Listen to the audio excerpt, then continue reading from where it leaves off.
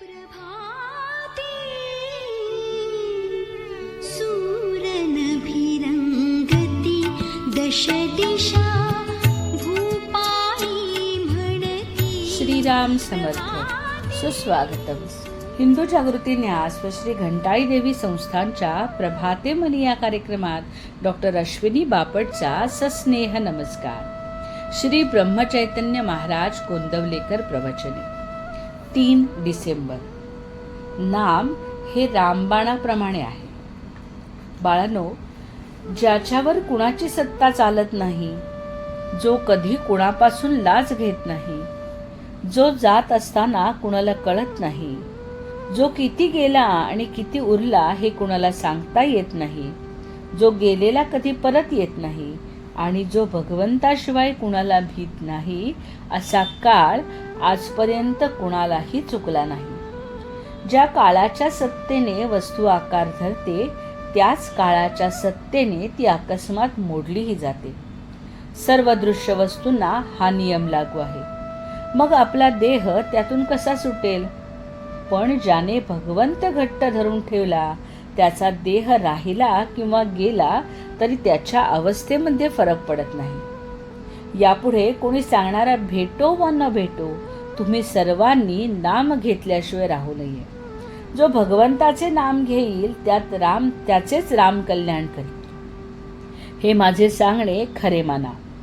प्रपंच लक्ष देऊन करा, परंतु त्यामध्ये भगवंताला विसरू नका, हाच माझा अट्टहास आहे.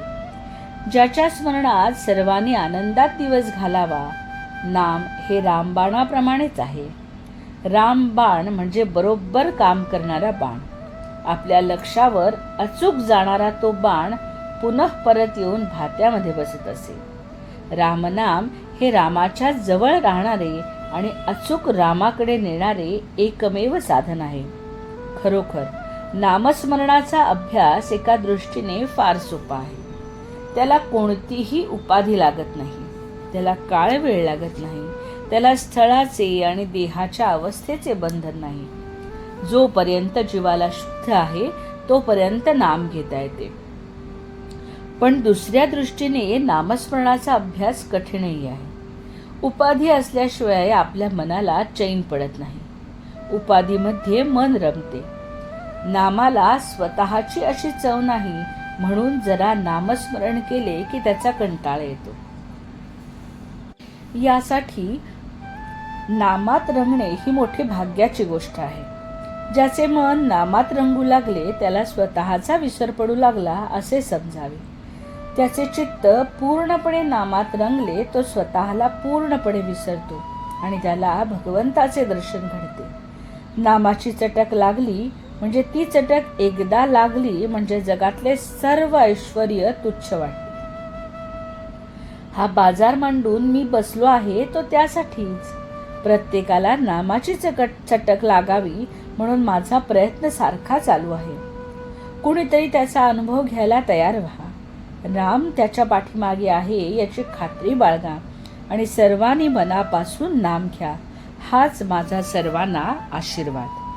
बोधवचन. नामात रंगून जाईपर्यंत नाम घ्यावे, रंगला की नाम सुटणारच नाही.